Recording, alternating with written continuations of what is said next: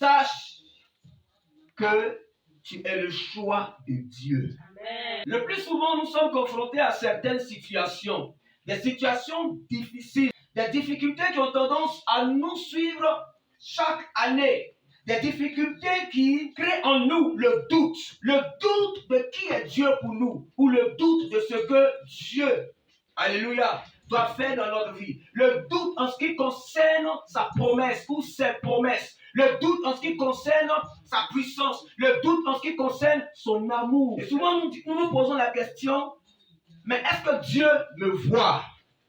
Est-ce que Dieu m'entend? Est-ce que Dieu voit ce que je vis? Est-ce que Dieu voit ce que je traverse?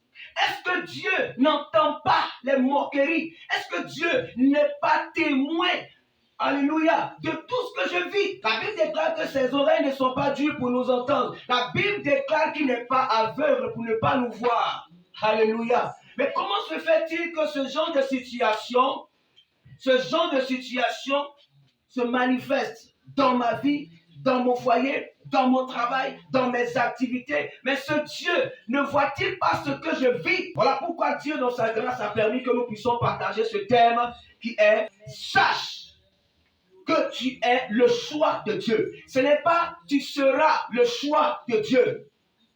Ce n'est pas « tu deviendras le choix de Dieu », mais c'est « tu es le choix de Dieu ». Praise the Lord. Prenons le Bible dans le livre de 1 Corinthiens, chapitre 1, du verset 26 au verset 29. Ici, il est question de l'épître de Paul. Quand on parle d'épître, il s'agit ici de lettres. Une lettre écrite par Paul s'adressant aux chrétiens de Corinthe. Alléluia. Et donc, dans cette lettre, Paul donne des informations. Donne par les lettres qu'il a envoyées aux chrétiens de certaines régions, comme ici Corinthe, alléluia. Dans ces lettres, il a donné une éducation chrétienne, une éducation spirituelle. Et j'aimerais encore dire que les épîtres traitent l'éducation chrétienne. Les épîtres traitent l'éducation spirituelle. Et donc c'est ainsi qu'il a écrit à ceux de Corinthe. Et dans ce qu'il a écrit, il a mentionné quelque chose de très important, faisant la différence entre la sagesse qui vient du monde et celle qui vient de Dieu. Mais ce matin, ce n'est pas la sagesse qui est le thème, non, mais surtout ce Dieu qui prend des choses sans importance, ce Dieu qui prend des choses sans importance afin de confondre les gens. Praise the Lord. Ici, la Bible dit quoi? La Bible dit à partir du verset 26, considérez, frères, que parmi vous qui avez été appelés. Appelé ici signifie quoi? Sélectionné. Appelé ici signifie quoi? Choisi. Alléluia. Nous avons deux sortes d'appels. Il y a l'appel qui est collectif et il y a l'appel qui est individuel. L'appel collectif, c'est lorsque Dieu nous fait sortir des ténèbres et nous amène à son admirable lumière. Et ça, c'est un appel qui concerne tout le monde. C'est-à-dire, tu acceptes le Seigneur Jésus-Christ de Nazareth, toi tu es sauvé, tu deviens son enfant. Alléluia. Il est question ici de l'appel collectif. Lorsque nous allons évangéliser, que ce soit porte à porte, que ce soit en plein air, et que des personnes décident de marcher avec Jésus, ces personnes sont nées de nouveau. Ces personnes sont... Alléluia, des enfants de Dieu parce qu'elles ont accepté Jésus. Là, il est question de l'appel collectif. Maintenant, l'appel individuel, c'est lorsque Dieu, dans le nombre de ceux qui l'ont accepté, il décide de prendre quelques personnes à qui il donne un mandat. C'est là on parle de pasteur, de prophète, de docteur, ainsi de suite. Alléluia. Et donc, il y a l'appel qui est collectif et il y a l'appel qui est individuel. Et ici, lorsque Paul s'adresse à ces chrétiens, il ne parle pas en tenant compte de l'appel qui est individuel, mais il parle en tenant compte de l'appel qui est collectif. Alléluia. Et il dit quoi? Dieu vous a choisi. Dieu vous a enlevé des ténèbres et il vous a envoyé à son admirable lumière. Mais considérez que Dieu a choisi. Parmi vous, praise the Lord, parmi vous, il n'y a ni beaucoup de sages selon la chair, ni beaucoup de puissants. Alléluia. Ni beaucoup de nobles. Mais que signifient ces mots? La sagesse, c'est quoi? C'est connaître l'état juste d'une chose. Et la Bible ici dit, parmi vous que j'ai choisi. parmi vous que Dieu a choisi, il n'y a pas beaucoup de sages selon la chair. C'est-à-dire, comme je l'ai dit tantôt, la sagesse c'est quoi? C'est connaître l'état juste d'une chose. Mais la sagesse selon la chair, selon le monde, c'est une justice que chacun tire vers son côté. C'est une justice que chacun tire. Alléluia. Ils disent comme ça qu'ils sont sages. Mais quand on voit les comportements qu'ils ont dans cette sagesse qu'ils prétendent avoir, on ne voit pas Dieu dedans. On ne voit pas l'humilité. On ne voit pas le changement. On ne voit pas quelque chose qui peut apporter la transformation. Alléluia. Ils se disent sages, mais sages selon le monde. C'est-à-dire qu'ils ont leur façon de penser, leur façon de faire. Il n'y a pas beaucoup de puissants. Quand la Bible dit il n'y a pas beaucoup de puissants, cela revient à dire que parmi nous, alléluia, parmi ceux que Dieu a appelés, parmi ceux que Dieu a enlevés des ténèbres, afin de les amener à son admirable lumière, il n'y a pas beaucoup qui ont le pouvoir. Parce que quand on dit puissant, il n'y a pas beaucoup de puissants. Cela revient à dire qu'il n'y a pas beaucoup de personnes ayant quoi? Le pouvoir. Alléluia. Ayant le pouvoir. Quand on parle de pouvoir, c'est la capacité de faire quelque chose. C'est la capacité de s'imposer dans un domaine. Praise the Lord. Et ces personnes aussi qui ne sont pas puissantes sont des personnes qui, bien sûr, n'ont pas la capacité ou ne sont pas capables de produire des choses qui pourront participer au bien-être. La Bible fait cas aussi des personnes qui ne sont pas habiles, des personnes qui ne sont pas habiles, des personnes qui ne sont pas profondes, alléluia, des personnes qui ne sont pas riches financièrement, des personnes qui ne sont pas fortes, alléluia, des personnes qui ne sont pas corpulentes, parce que quand on parle de puissance, le mot puissant ici peut se définir dans différents cas. Quand une personne a l'argent et que facilement elle fait des achats, elle se permet certaines choses, alléluia, qu'est-ce qu'on dit? Mais la personne est puissante. Lorsqu'une personne a une corpulence qui est imposante, qu'est-ce qu'on dit? La personne est puissante. Et la Bible ici dit, parmi vous, il n'y a pas beaucoup de puissants. C'est-à-dire qu'il n'y a pas beaucoup de personnes riches, de personnes corpulentes, de personnes fortes, de personnes ayant véritablement la capacité de pouvoir changer les choses. Il n'y en a pas beaucoup. La Bible aussi nous dit, il n'y a pas beaucoup de personnes nobles. Ce qui revient à dire qu'il n'y a pas beaucoup de personnes ayant le dessus sur les autres. Quand on parle de noblesse, quand on parle de quelqu'un qui est noble, c'est-à-dire une personne qui a le dessus sur les autres. C'est une personne dont les qualités dépassent l'entendement de certains.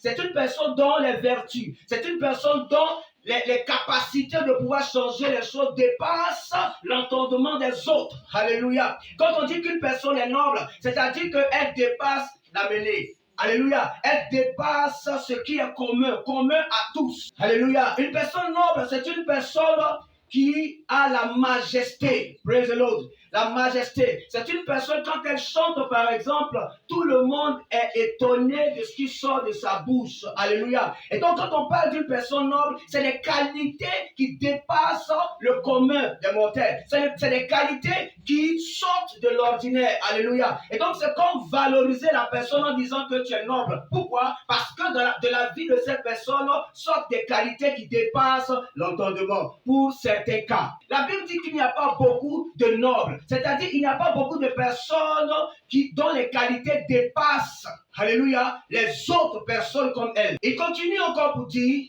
mais Dieu a choisi les choses fortes, c'est-à-dire les choses insensées, pour confondre ceux qui se disent sages. Dieu a choisi les choses faibles, c'est-à-dire sans force, pour confondre celles qui sont fortes. Alléluia. Dieu a choisi des choses viles, ce qui veut dire des choses sans importance, des choses qu'on rejette, des choses qu'on n'accepte pas, des choses qu'on abandonne, des choses qui n'ont même pas le mérite de recevoir des regards favorables, des choses qui sont complètement hors de ce que quiconque peut accepter pour dire j'ai reçu de quelqu'un une chose qui peut m'apporter le bien. Alléluia. Et Dieu, dans sa parole ici, par son serviteur Paul, nous fait comprendre une chose. Nous qui avons été choisis depuis les ténèbres, afin d'être éclairé par sa lumière. En nous, il n'y a pas d'élément qui puisse apporter le changement. Pourquoi? Parce que là où nous étions dans les ténèbres, nous étions dans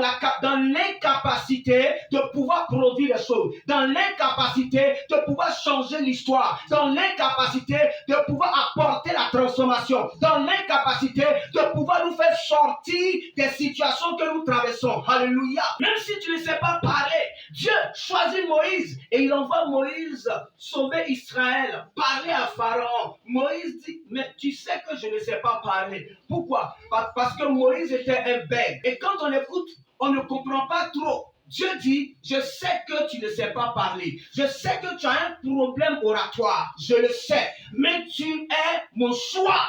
Tu ne sais pas parler, mais c'est toi que j'ai choisi.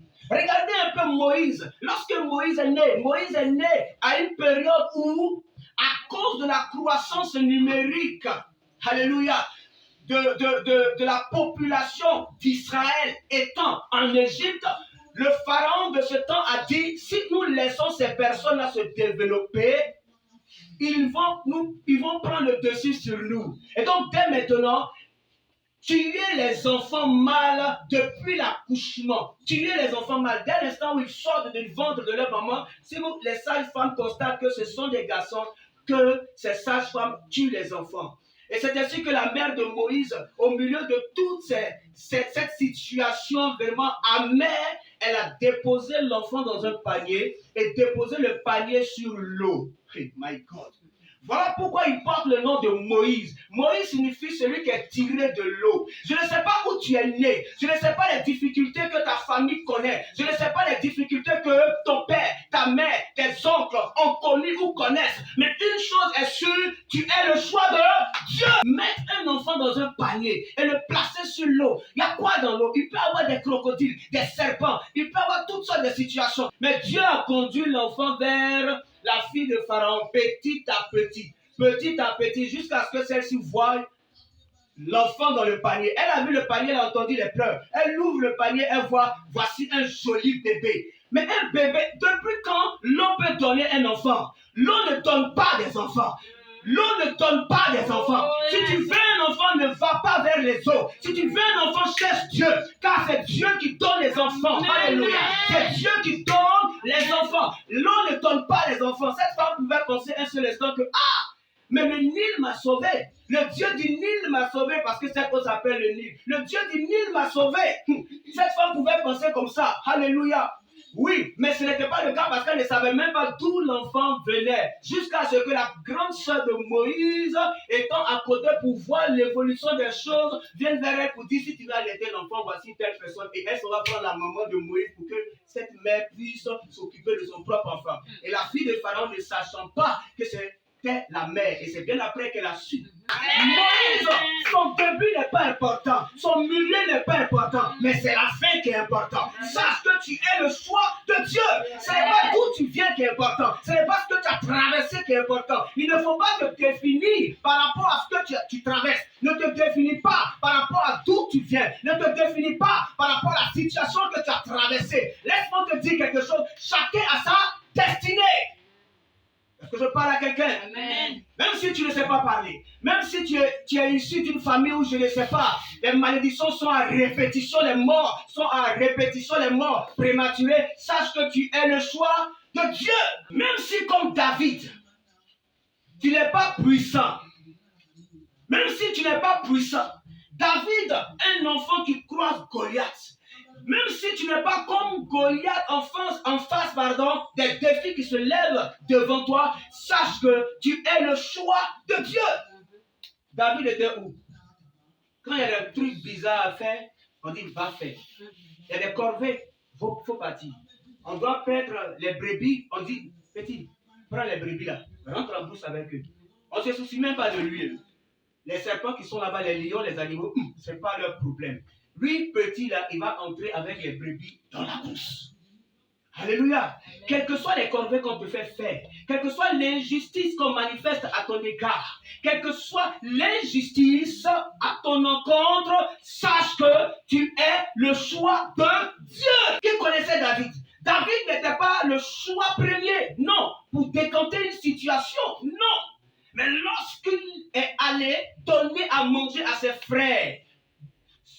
le champ de bataille, il a entendu ce que disait Goliath. Il a dit non, non, non, ce n'est pas possible. Je ne peux laisser cette situation comme ça. Oui, les gens disaient quoi? Mais tu es un enfant, il n'avait pas peut-être 17 ans, parce que pour faire partie de l'armée d'Israël, il fallait avoir au minimum, je crois, 17 ans. Mais lui, il était dans l'âge de 15, par là, 16 et autres. Celui-ci était petit. Mais on te minimise, on te rejette.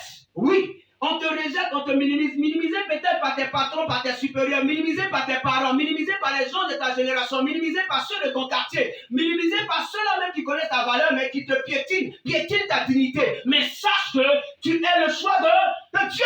Amen. Peut-être que tu n'es pas noble, parce que tu n'as pas des qualités qui surpassent, alléluia, les autres. Oui, peut-être que tu n'es pas noble. Tu n'as pas certaines qualités appréciées par les gens. Tu n'as pas certaines valeurs appréciées par les gens.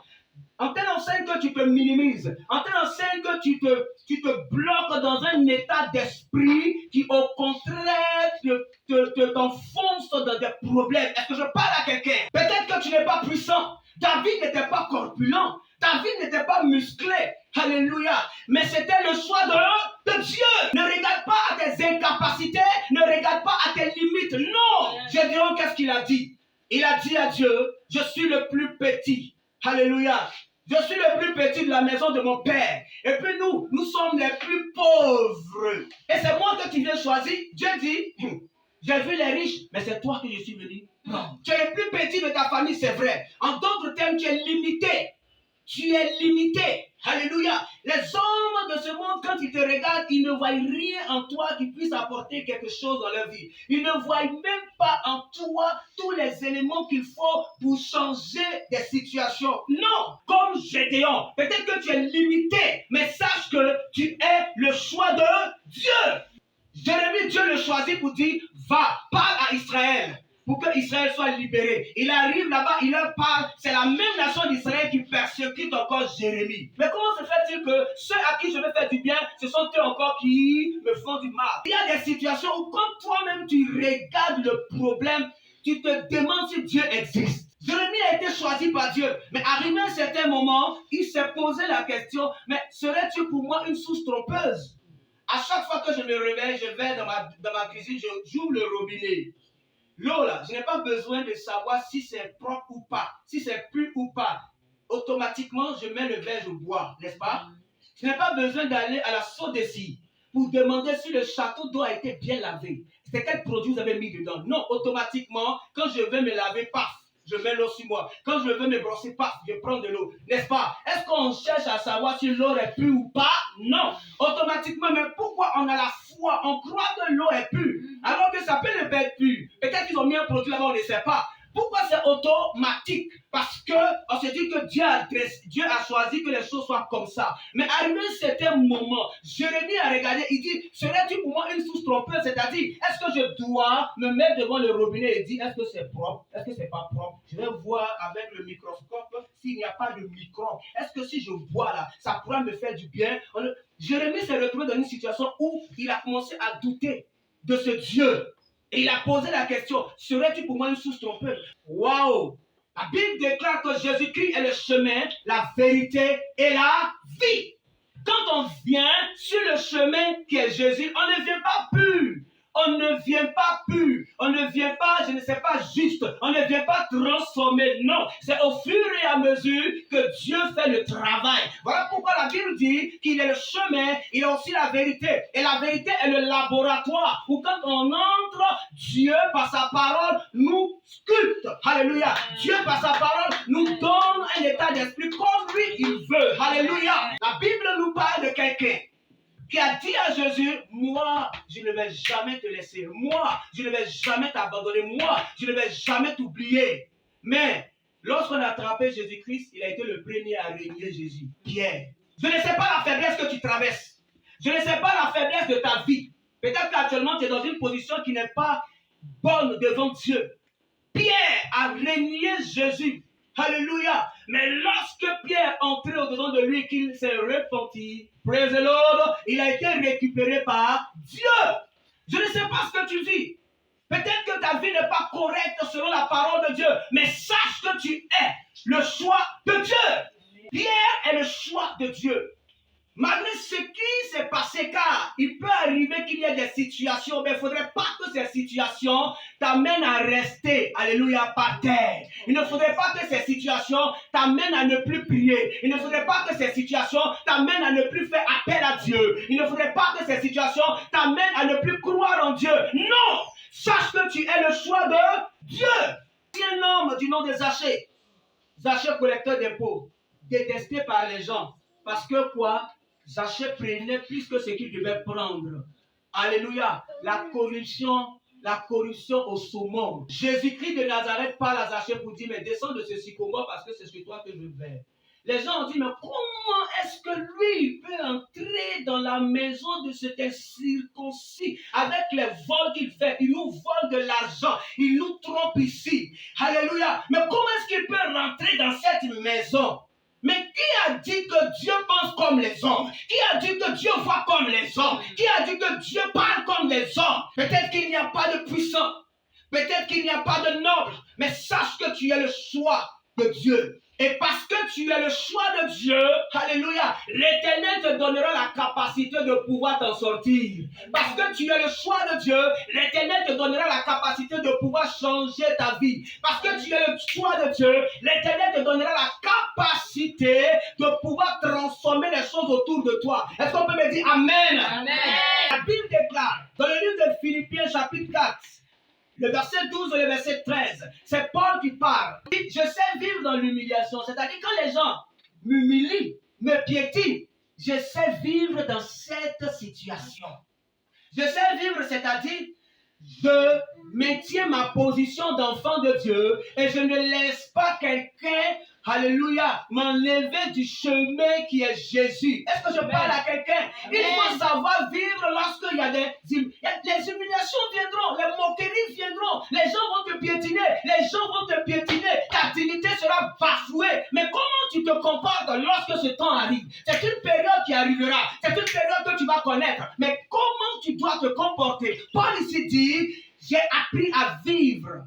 Il s'est entraîné, il s'est préparé de sorte à ce que quand les humiliations viennent, alléluia, quand les humiliations viennent, il sait comment se tenir pour ne point désobéir à Dieu. Alléluia. J'ai dit à quelqu'un, quand tu es dans des situations, des problèmes, dis à Dieu, fortifie-moi, fortifie-moi. Alléluia, fortifie-moi pour ne pas que je quitte ton chemin. Fortifie-moi pour que je puisse demeurer dans ta foi. Fortifie-moi. Il ne faut pas combattre, mais demande à Dieu de te fortifier. Parce qu'il y a des tentations qui viennent. Et quand ces tentations arrivent, au moment où tu dis le feu, tu vois que rien ne change. On ne peut pas dire le feu lorsque l'impudicité s'approche, mais on doit fuir devant l'impudicité. Voilà pourquoi Joseph a fui devant la femme de Potiphar. Il y a des situations où on ne peut pas intercéder. Il faut sortir du milieu. Sors du milieu pour que le changement se produise. Car on ne peut pas rester dans une fourmilière pour enlever des fourmis. Parce que lorsque tu enlèveras la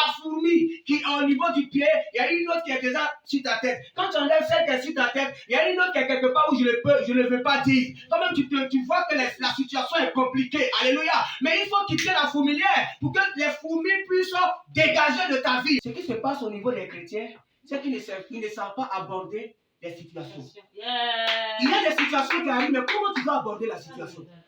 Il y en a qui mettent le feu là où il faut s'humilier pour que Dieu nous fortifie. Il y en a qui mettent le feu là où il faut s'humilier. Mais là où il faut s'humilier, où il faut mettre le feu, eux maintenant ils s'humilient. C'est le contraire. Il y a longtemps de cela, Dieu a dit, tu es mon choix. Révélation sort, vision sort. Dieu dit clairement, tu es mon choix. J'ai dit, moi-même quand je me regarde et puis Dieu dit, tu es mon choix, je dis, est-ce que je suis ton choix? Pendant près de 20 ans à travailler auprès des hommes, dans des églises. Aller d'église en église. Je travaille ici, Dieu dit quitte ici, va là-bas. Je travaille là, Dieu dit quitte ici, va là-bas. Je travaille jusqu'au Bénin. J'ai travaillé nous avons travaillé avec des églises. Alléluia. On a marché sur des kilomètres. Marché sur des kilomètres pour aller prier. Et tu dois venir à l'heure. Je prie tout par celui qui me fortifie. C'est-à-dire, je prie tout.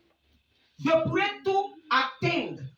Je pourrais tout accomplir dans ma vie par celui qui me rend capable de le faire. Il dit, je prie tout par celui qui me fortifie. Quand il est dans la faim, Dieu le fortifie. Parce que sans Dieu, la faim va l'éloigner de Dieu. Quand il est dans l'abondance, parce que souvent l'abondance aussi amène les gens.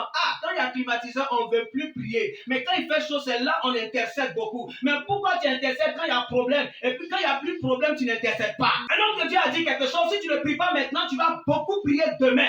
C'est-à-dire, si actuellement où il n'y a rien, il n'y a pas de maladie, il n'y a pas de problème, tu ne pries pas, un bon matin, tu vas te voir veiller à l'hôpital. Le sommeil viendra, tu vas dire, loin de moi, le diable, parce que je dois prier pour la personne qui est malade. Alors que c'est maintenant qu'il faut prier pour éviter que la maladie arrive. Je prie tout par celui qui me rend capable. Parce que quand je ne connaissais pas le Seigneur, je n'étais pas dans la capacité de pouvoir atteindre des objectifs. Je n'étais pas dans la capacité de pouvoir changer mon histoire. Je n'étais pas dans la capacité de pouvoir changer ma situation. Je n'étais pas dans la capacité de pouvoir marcher dans les hauts lieux. Je n'étais pas dans la capacité. Je ne pouvais pas le faire. Je ne pouvais pas le faire. Mais aujourd'hui, parce que je suis en Christ, Dieu me rend capable de pouvoir atteindre mes objectifs. Voilà pourquoi il a dit, je prie tout par celui qui me fortifie. Qui te fortifie? Exode chapitre 31, le verset 1 à 5. L'Éternel qui dit, j'ai choisi Beth-Saléel et je l'ai rempli de mon esprit.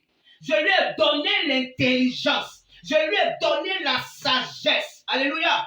Et je lui ai donné le savoir, c'est-à-dire la connaissance pour toutes sortes d'ouvrages. Quand on parle d'invention, c'est inventer. Inventer ce qui n'existe pas. N'est-ce pas, ma fille? N'est-ce pas? Alors que lui, sa pensée ne pouvait pas atteindre ce niveau. Mais Dieu lui donne de pouvoir créer. Dieu lui donne de pouvoir réaliser. Il devait réaliser quoi? Il devait bâtir le tabernacle. Quel tabernacle? Le tabernacle terrestre. Mais qui a été montré, alléluia, par Dieu à Moïse sur la montagne pour dire, tu vois ce tabernacle spirituel, il faut reproduire la même chose sur la terre. Mais pour reproduire ce que Dieu a révélé spirituellement sur la terre, il faudrait véritablement avoir l'Esprit de Dieu. Il faudrait véritablement que Dieu s'investisse dans notre vie. Il faudrait véritablement que Dieu nous accorde l'intelligence, la sagesse, nous accorde le savoir. Parce que réaliser physiquement ce qui a été montré spirituellement, ce n'est pas chose facile. Alléluia. Amen. Dieu t'a montré des songes. Dieu t'a révélé des songes. Dieu t'a donné des visions. Mais aujourd'hui, tu ne crois même plus. Tu ne crois pas Dieu capable de pouvoir réaliser ses songes.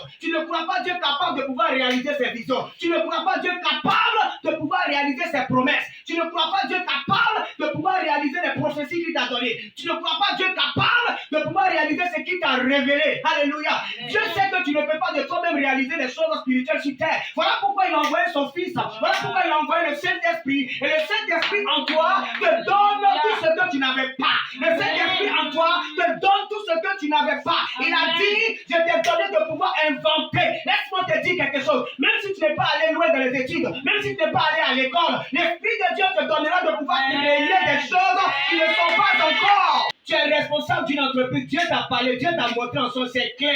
Mais toi-même, tu ne te conformes pas à la chose. Parce que tu te dis, est-ce que moi, je peux le faire? Est-ce que moi, je peux réaliser? Est-ce que moi, je peux accomplir? Mais qui a dit que c'est toi qui vas accomplir? Beth-Saléel ne pouvait rien faire. De lui-même, il ne pouvait rien faire. Voilà pourquoi Dieu a dit, j'ai rempli Beth-Saléel de mon esprit. Je lui ai donné la capacité de pouvoir inventer des choses. Inventer des choses. C'est-à-dire, amener à l'existence ce qui n'existait pas. Amen. Est-ce que tu crois que l'Éternel est capable de t'élever? Est-ce que tu crois que l'Éternel est capable de te donner de marcher dans les hauts lieux? Est-ce que tu crois que l'Éternel est capable de t'amener à mettre sur pied des entreprises qui vont dépasser les entreprises des autres? Est-ce que tu crois en cela? Ce n'est ni par la force. Ce n'est ni par la force, Ni par l'intelligence. ni par l'intelligence, Mais par l'Esprit de Dieu. mais par l'Esprit de Dieu. On va se tenir debout.